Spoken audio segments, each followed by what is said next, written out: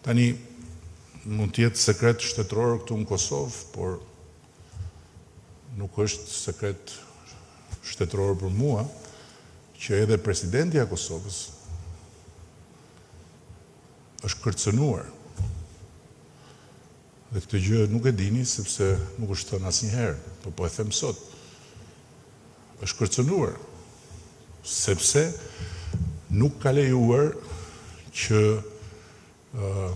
prokurorët të dhunonin zyrën e institucionit president Kosovës, se me demek do kërkonin edhe aty provat e krimeve kundër njerëzimit.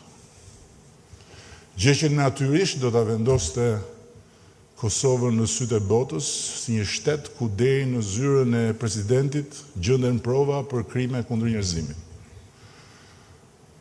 Dhe kërcënimi i presidentes ka zgjatur 2 vjet.